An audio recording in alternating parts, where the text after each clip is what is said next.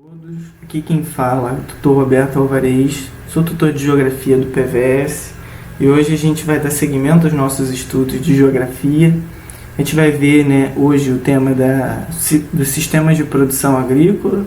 Esse tema de alguma forma complementa o tema da semana passada, sobre modernização da agricultura. É interessante a gente começar definindo ou buscando entender o que é um sistema de produção agrícola. Esses sistemas, que eles são caracterizados por sua capacidade de organização econômica, seus elementos técnicos, seu conteúdo social, sua estrutura espacial, enfim.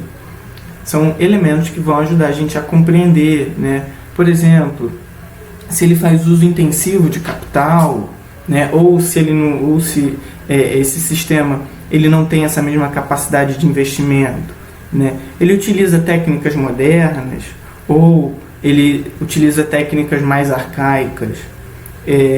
A gente pode identificar trabalhadores qualificados com vínculos empregatícios regulares, ou a gente identifica mão de obra familiar, ou mesmo trabalhadores mal remunerados e às vezes até sem vínculos empregatícios regulares. A gente pode também fazer a pergunta se essa produção é feita numa área grande ou numa área menor, os solos são mais ou menos adequados, o terreno é plano ou é uma encosta. São questões que se colocam e que fazem a gente tentar, e que ajudam a gente, na realidade, a tentar entender esses sistemas de produção agrícola. A gente também pode tentar identificar se esses sistemas são intensivos ou extensivos. O intensivo, o nome já ajuda também, faz uso intensivo de tecnologia, de capital, mão de obra qualificada. A gente vai ver que esses sistemas intensivos, eles têm uma produtividade do solo muito mais elevada. Essa produtividade, ela também acontece porque existe um suporte de alguns serviços especializados, como serviços de consultoria, serviços de engenharia agronômica, a própria indústria farmacêutica e a veterinária também dão suporte bem grande para que esse sistema intensivo, ou seja, que faz uso intensivo de capital e tecnologia, alcance a produtividade mais alta. E o sistema extensivo, também o nome já ajuda a gente a entender, necessita de áreas maiores, áreas mais extensas para que essa produtividade seja alcançada. E aí nesse sistema, a produtividade, como eu havia dito, vai depender diretamente do tamanho da terra. Então, quanto maior as áreas destinadas à produção, maior a produtividade, já que o uso de tecnologia é menor também. Temos também o sistema de agricultura itinerante ou de roça, que ele tem como características a produção para subsistência, e o pequeno excedente produzido, ele acaba que ele abastece o mercado local, não mais do que isso. A gente pode identificar a utilização de técnicas como a coivara, que é a queima da cobertura vegetal para limpeza do terreno, e também as cinzas dessa matéria orgânica que foi queimada, elas acabam ali num primeiro momento dando certa fertilidade ao solo. Acontece que ao longo do tempo essa técnica de você fazer queimadas sucessivas acaba esgotando o solo, retirando os nutrientes dele e tornando ele infértil, o que exige que essas famílias acabem buscando novas áreas, por isso itinerante, elas vão saindo de um lugar e indo para o outro, vão se movimentando no espaço. A mão de obra familiar, técnicas mais tradicionais, com uma produtividade também relativamente menor, e ela é bem comum, né, em alguns lugares da América Latina e da África. Aqui duas fotografias, uma do Brasil, né, onde a gente pode ver a coivara sendo feita, e no outro uma aldeia também na África, onde esse tipo de sistema de produção agrícola é encontrado. A jardinagem é um outro sistema, né, que igualmente tem sua produção voltada para a subsistência. A gente pode destacar, né, a monocultura do arroz, né, a rizicultura, né, no sudeste e no sul da Ásia, né, e também alguns povos andinos também que praticam esse tipo de agricultura, de jardinagem, né.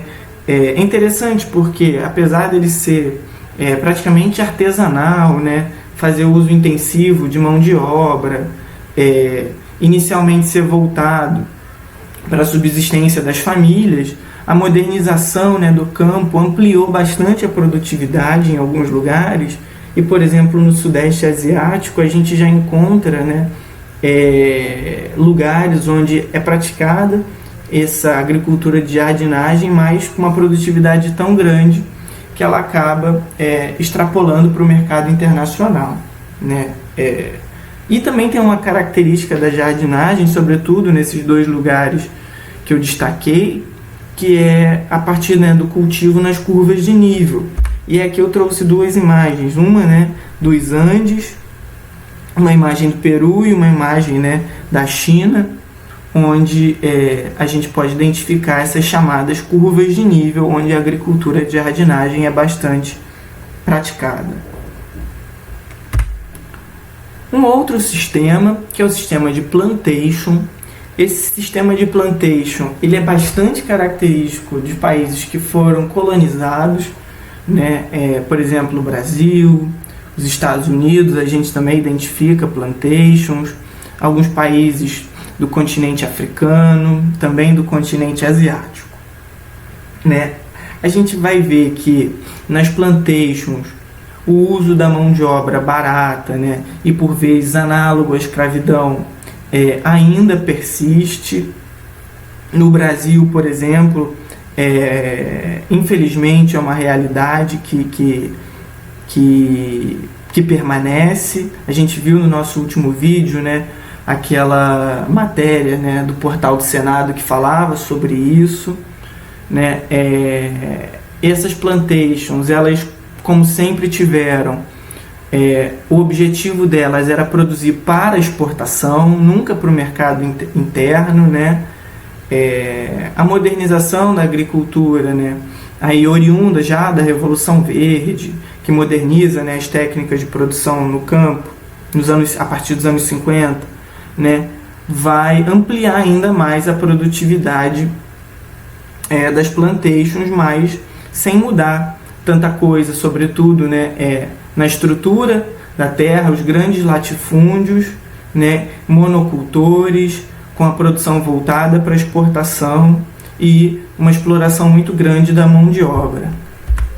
Aqui algumas figuras, como eu havia dito, né, como ela tem uma marca muito grande em países colonizados, eu trouxe também uma figura aí com uma plantation de cana-de-açúcar no Brasil, uma fotografia também antiga de uma plantation de algodão nos Estados Unidos.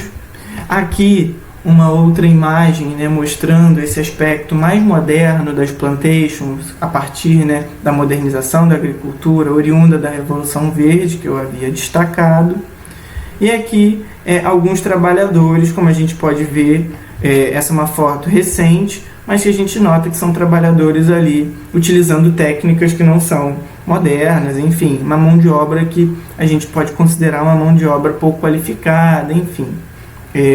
Não que a gente esteja aqui hierarquizando o trabalho, só estou querendo mostrar que as técnicas de cultivo empregadas são menos modernas.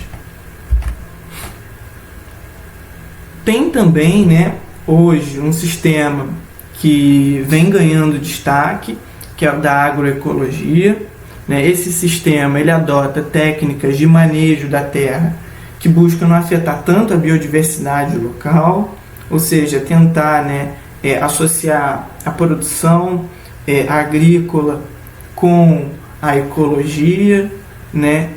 Ele pressupõe, portanto, uma produção orgânica, afinal, para não afetar, né, a biodiversidade local, não afetar os sistemas naturais.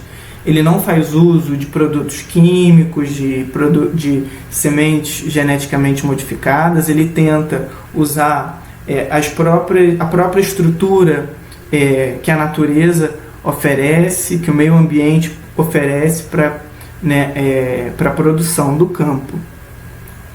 Ele leva em consideração, que também é super interessante, aspectos socioculturais, né, ou seja, respeitando também a diversidade de culturas dos lugares, buscando não inserir determinadas culturas que não fazem parte da realidade dos lugares, né, de modo que não haja uma imposição sobre as culturas. Ele leva em consideração, claro, os aspectos ecológicos e econômicos, afinal, ele também busca, né, dinamizar a economia, sobretudo para os pequenos produtores, favorecendo o acesso e tentando, né, de alguma forma, incluir os pequenos produtores numa economia voltada para a agroecologia. Pode ter uma elevada produtividade, não quer dizer só porque ele é agroecológico, porque ele busca, né, faz essa correlação entre a biodiversidade existente e a produção do campo, que ele é menos produtivo, ao contrário, ele tem uma produtividade bastante elevada também. Claro que o intuito da agroecologia, sobretudo, né, abastecer o mercado interno, não é como uma monocultura voltada para exportação, como é nas plantations, né? E no Brasil, né, a agroecologia tem um forte vínculo com a agricultura familiar, né? Então isso é interessante também da gente destacar, ou seja, é a tentativa de produzir, né, alimentos de qualidade, né, para a população brasileira de modo geral, o que as pessoas, né, as famílias que adotam esse sistema produtivo buscam. Aqui algumas imagens, né, o que a gente pode ver é que realmente existe uma diversidade bastante grande de gêneros. A gente não vê só um tipo de cultura, né, nessas figuras. A gente vê desde frutas até hortaliças, possivelmente há também raízes que estão sendo cultivadas, enfim, todas no mesmo espaço, buscando, né, respeitar uma certa harmonia do meio ambiente, não desrespeitando, né, a biodiversidade local, produzindo o que aquele lugar pode oferecer.